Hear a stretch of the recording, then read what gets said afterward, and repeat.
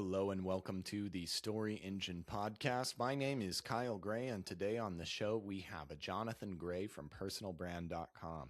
We're going to learn Jonathan Grey's in-depth process that he has infused into truly discovering the essence of a brand, which is a lot more than a color palette or a logo. So we're going to understand the absolute magic that allows you not just to design a new website, but to lead a team, to attract the right clients, and to put the right products and services together that create a business that truly supports you. So without any further ado, let's hand it over to Jonathan Greye. Jonathan Greye, welcome to the Story Engine podcast. Thank you for having me. Excited to be here. I am excited to showcase you.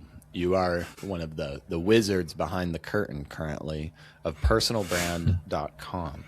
And I've had the honor of getting to experience your brilliance firsthand in defining my own brand in a lot of ways. But before we get into that, can you tell us a little bit about who you are and how you're showing up in the world today? Yeah, absolutely, man. Well, first off, man, just thank you for having me on here and showcasing me. It feels awesome to have a platform to be able to share my story. And like you said, I'm a lot of behind the scenes. So being able to come out and be front and center times here and there is really an awesome opportunity for me.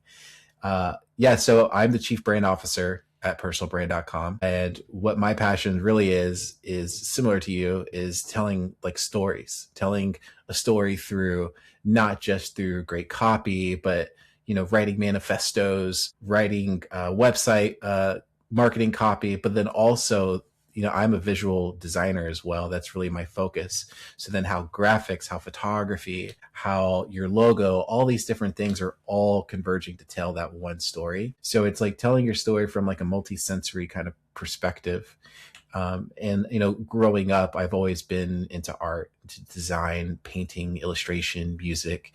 And that's always been the driving force, whether I was aware of it or not, was what's the story I want to tell? And because the story and the narrative is what drives everything behind it. And once I have that engine of the story, then I can go anywhere with it. So that's a lot of my role in personal brand, is really understanding our clients, learning what their story is, and then using the full spectrum of the visual language to tell that story. Amazing. I love that you said the engine of the story. Such an appropriate place to be, sir. And there's so much to you, and I see you. One of the things that stood out to me, I think it was first time looking at your Facebook page, but it was like of Tomorrowland or Futureland. And I see the story that you tell and the way that you connect dots. And I also really appreciated helping create manifestos. And that's maybe one of the first things I'd like to start off with. A lot of times when people think of brand, and I'm somewhat jaded of the concept of branding a lot of times, because I think there's too much emphasis on what color my font should be and what Helvetica size should it be. And right. What you guys do is there's such a deeper, more profound foundation that I think is really encapsulated in a manifesto. So tell us a little bit about manifestos and how they drive a real brand story. Well, manifestos, I think, is one of the most incredible tools we use in our toolkit. And the reason why is that manifesto takes people on a clear journey. It really understands where people are at. It's not trying to sugarcoat it. It's trying to see from a objective reality of like, this is the current reality of the world that you live in. Here are the things that you're struggling with, and we see you, we get you. We understand you. But what if there was a better way? What if there was this new possibility you haven't even considered? And then it's really a journey of opening people up to that possibility, and not just this, idealized utopian kind of view. It's more like, here's an actual plan. Here's what it's going to feel like when you actually get there. So it doesn't just paint like this rose-colored glasses picture. It actually inspires you to actually take action and know that there is an outcome, and we have a process to help you get there. And a brand manifesto, I would say that's kind of like the structure of one, but a brand manifesto in essence is really trying to draw the line in the sand. It's letting people know, this is what we're about. This is who we stand for. This is what we promise. And we welcome all who wants to come along this journey with us. And if you don't, that's cool too. There's also a place for you somewhere else, and that's totally fine. But if we don't draw that line, we can't work with those who we're meant to work with. Mm-hmm. Tell me about you. This line in the sand is something that you've thought about quite a bit, and I'm sure that there's a great line in the sand that personal brand themselves has. What do you think that most personal branding agencies or organizations or people preaching similar things, what are most of them getting wrong, and how does this cause pain or disconnect for the clients that they serve down the line? Yeah, well, one thing is a lot of personal branding agencies, they consider themselves personal branding agencies, but what they really are is content agencies, and they're building content through Instagram, and they're building a personal brand that way. And not to say that isn't personal branding, it's just one slight aspect of it. Where we truly shine is really getting to the essence, to the core of who you truly are. Because if we get to that DNA and to that thumbprint of who you actually are, it doesn't matter where you take your business. The core thing that's always going to be constant is you. So we try to build from that foundation first. So then all your offers, how you evolve as a person can still change, and you still have that box of to be consistent, but also have the wiggle room to try new things, to experiment, and to do things that maybe you wouldn't even consider in the next 2 years. With a lot of agencies, what they'll do is they'll get super, the biggest thing is, you got to niche. And niching is important, but we also got to make sure that self-expression is important too. And that you have that wiggle room to be yourself and to try new things and not feel like that it's against your brand. So the brand DNA is really the most important thing. If we start there, then it's like, I think a great analogy is like Nike. Nike started in shoes, but not only did they didn't stop at one shoe, they have myriads of shoes, and then they went into myriads of athletic industries, and it just never stopped. But the core essence of who they are, what they stand for, has always been consistent. And that's really what excites us about personal branding. Absolutely. I can't tell you how many stories of people saying, like, going through a rebrand and rebuilding their whole site, and by the time that the site is done, there's an entirely new idea, an entirely new direction, and you're just constantly rebuilding your site over and over and over again, which is a real headache for people. It is, and it's expensive too, right? Mm-hmm. And what ends up happening is people start chasing trends or style trends, and they think this is how I need to start showing up, rather than just asking them authentically, like, how do I best show up? And we don't just start with, who they are in their industry. We actually look at, like, who has influenced you throughout your life? Who are some even authors, musicians, people that have kind of made up your worldview. So we get a very clear understanding of, like, your keyhole in life, making sure that we can see through that keyhole too, because that will guide the whole process. And, I tell people, a lot of our work is kind of like mirror work, because I'm being that reflection, and I want to make sure I get the clearest view of you, because if I can see you clear, then people are going to see what I see of you. So it's like my responsibility to get, like, the highest, the deepest, and the truest version of you, so that people can experience that too. I like that. I've heard mirror work in many different ways, and you've kind of defined it, but I would like you to more clearly, like, say that this is what mirror work means to me. Yeah, I would say mirror work is really deep reflection, and being able to look at everything, all the wins and all the losses, all the beauty and all the scars, and being able to see how everything connects, how everything has been there to serve you actually, and help you get to where you are. So it's not about, being hard on yourself for experiencing things. It's more about taking those things with you and realizing, like, hey, these are my badges. These are the things that have made me. And how do I leverage those things? Because that's actually how I'm different from everyone else. And so it's about leveraging all those things, all those past experiences, in a way where that becomes the actual niche, rather than I'm serving a certain audience. It's, this is who I am, and this is how I serve, and this is the best version of how I can be for my clients. And through that process of that mirror work, that's how we get there. The thing that we haven't quite covered yet, like understanding this essence of who I am isn't just going to be reflected in visuals or in messaging, but also the decisions I make and even how I structure my business. And this was one of the most unique things that I've heard personal brand do and plant a flag in, is like, this can help influence what products I sell and how I line my products up.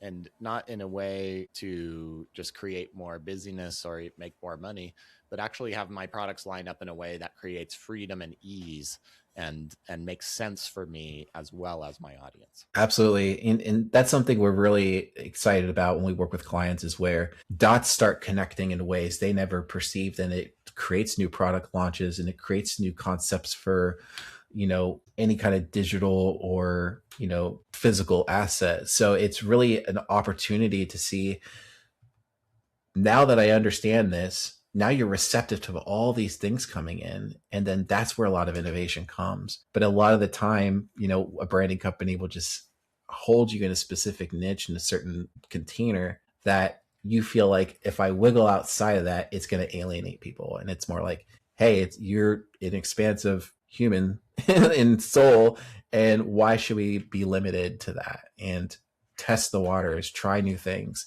and you'd be surprised, what you can come up with. Mm-hmm.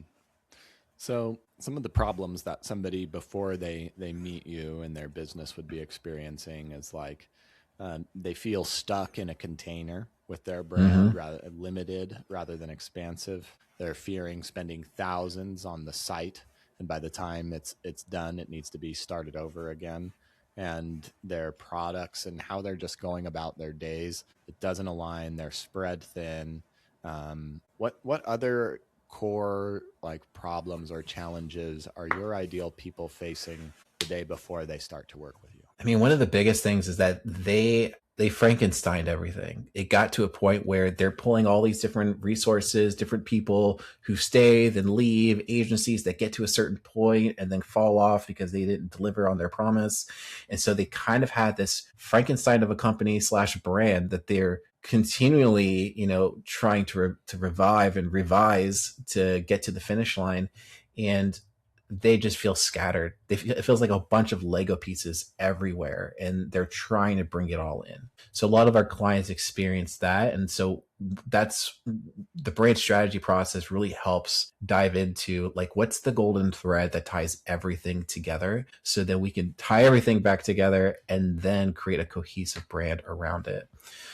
That's probably the biggest thing. The second thing is the idea of rebranding. They have rebranded several times. They've done that work. They've gone through the cliche brand strategy and the whole process.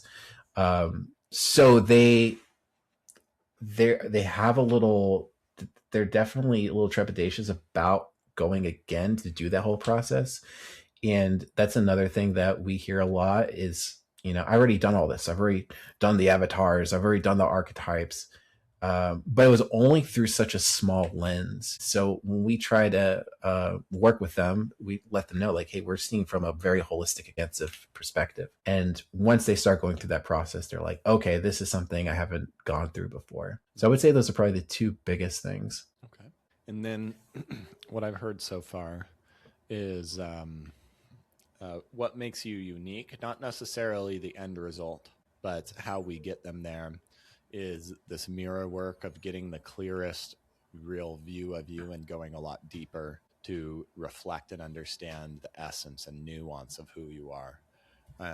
Creating something that can evolve and grow with you, that's not limited or outdated the next time you make a decision, and can connect the dots between not just your messaging and your design, but your products and services with the essence of who you are, to create a business that feels more free, that creates freedom for you, that supports you.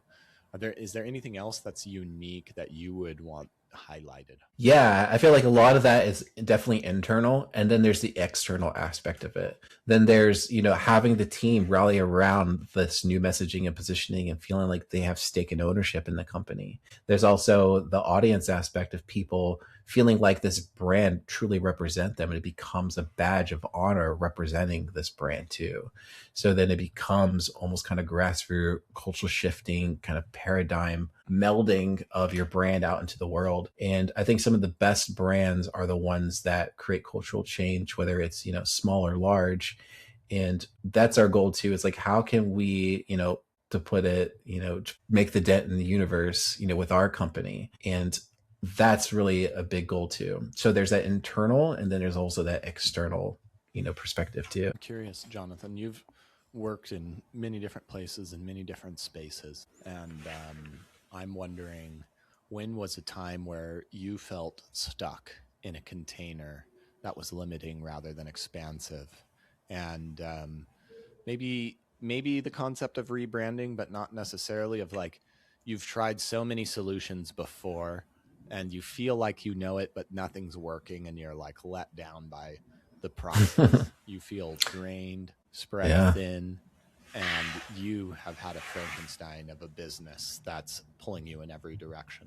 When specifically in time and space have you had this experience? I think it was actually when I was a creative director for an agency.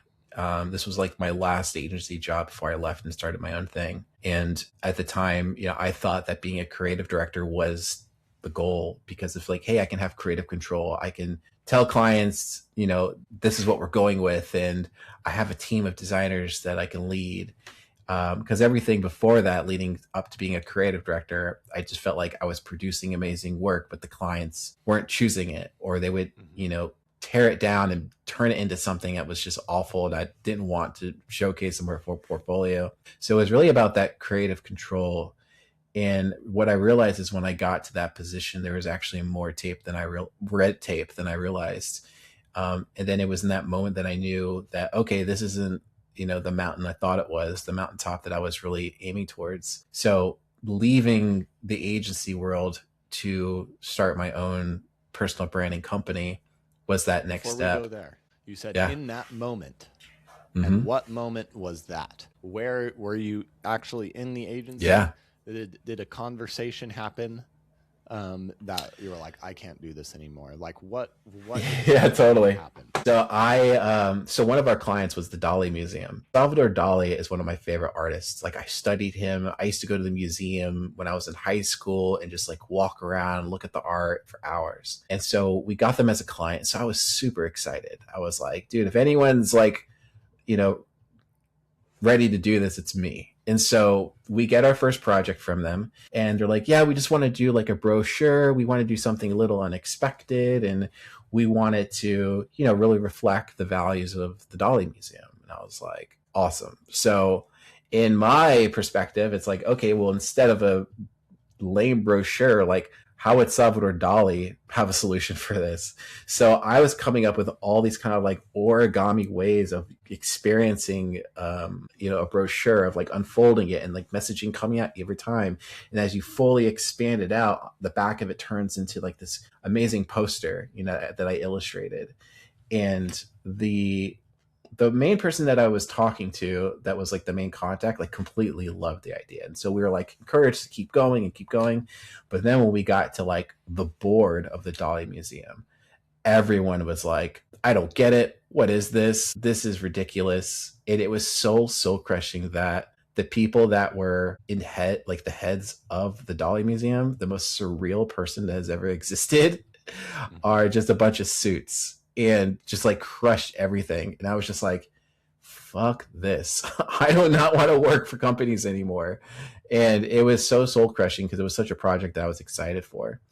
And throughout my career, I actually learned to be detached from my work. But because I became a creative director, I kind of got a new level of attachment. And I think it was just like a pull the rug under my feet moment that really just changed me.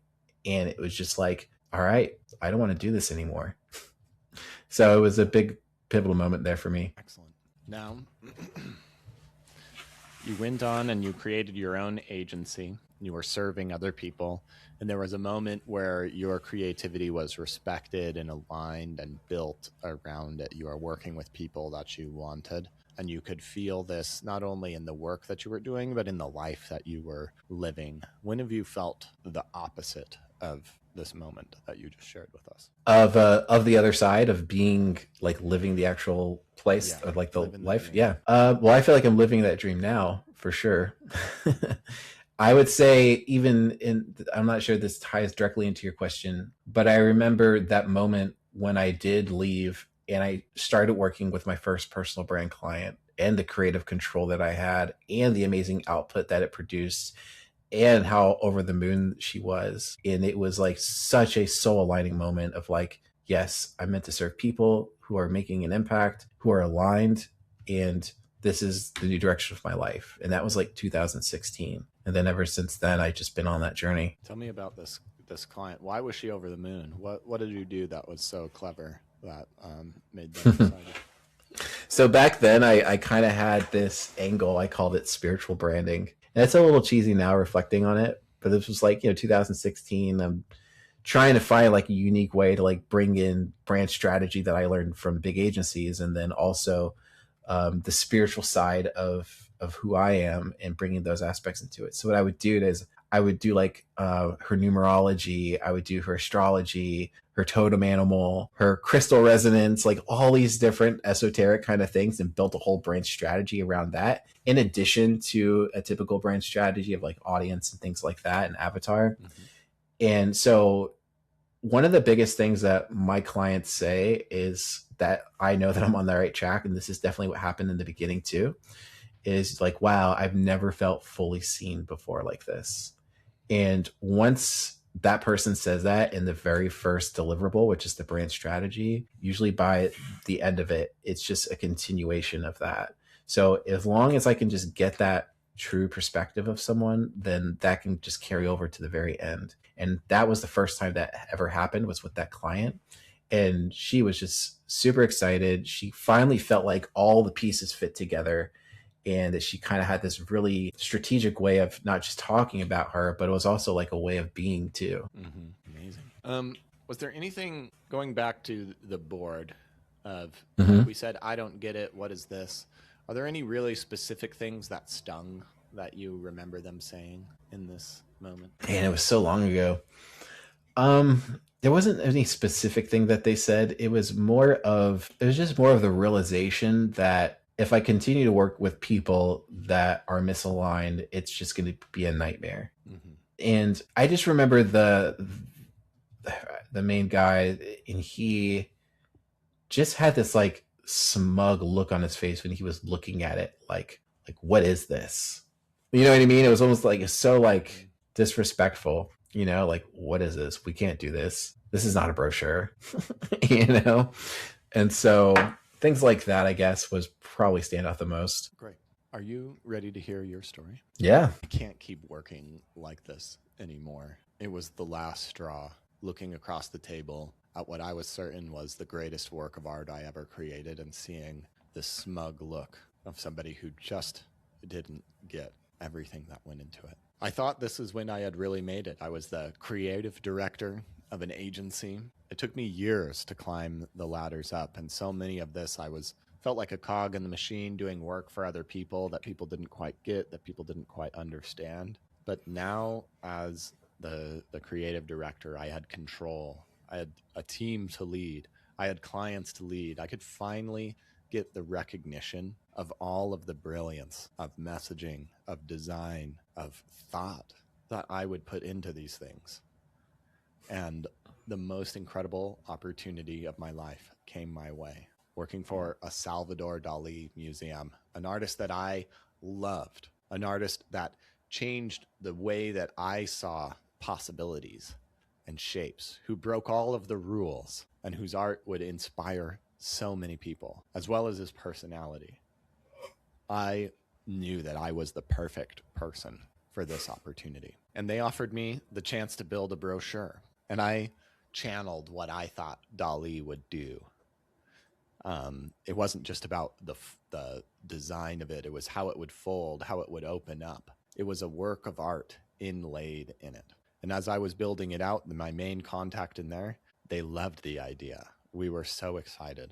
And finally, I remember getting to this boardroom and seeing all of the heads of this museum in suits starting to say, I don't get it. I don't know about this. And I realized in that moment that even after all of these years working in this, trying to be detached from my work, I still cared about it and still didn't feel seen. And I knew something needed to change. I didn't know how I was going to reinvent myself after spending so many years going down this line, developing these skill sets. But something that I was doing just felt limited in how it was being applied. Not just what I was creating, but the products and services that I was offering. And it left me spreading thinner and thinner over and over again. And I decided I didn't want to do this job anymore. And I set out on a journey to change things. You see, I didn't just want to create nice designs. I didn't want to create fonts or pick colors from a color palette.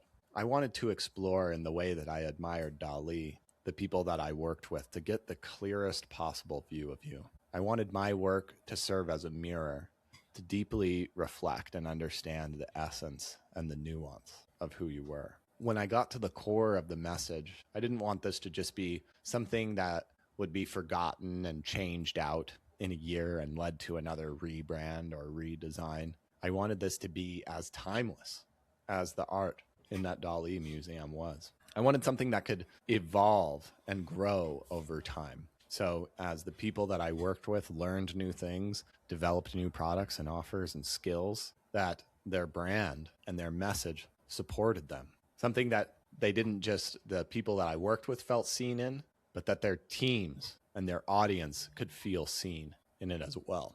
And I wanted to work with people, not just to make more money, but to make a real cultural change. And I can remember setting out on my own and starting this journey and creating my first personal brand client and incorporating everything that I knew about messaging and everything that I was excited about, but also many different things like numerology and astrology and leaning into this person's story and vision. And I knew I was on the right track when starting to share some of my ideas with them. And she was over the moon. And she looks at me and says, I finally feel like I've been seen. I've never been seen before like this. I've never been understood. And I realized this is what I'm meant to do, to serve people who are making an impact. You know, for me, it was one too many rejections and misunderstandings and casting the best of my art and my vision before people who just didn't understand as a creative director.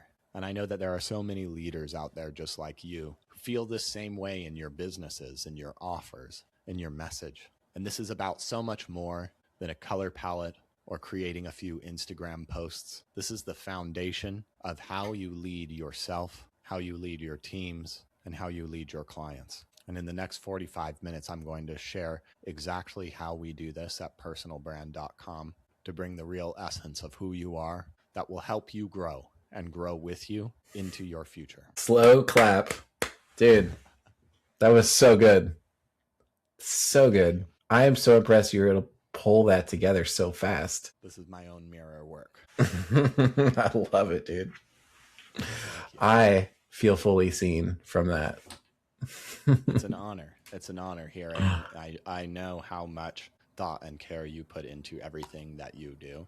And it's an honor to be able to reflect that and reward that as well. So, dude, Jonathan, it's been a pleasure getting to know you and work with you before this and be able to serve you in this way, because you're doing great work for so many people out there. Thank you, brother. This has been amazing. And like you said, this is a podcast like no other.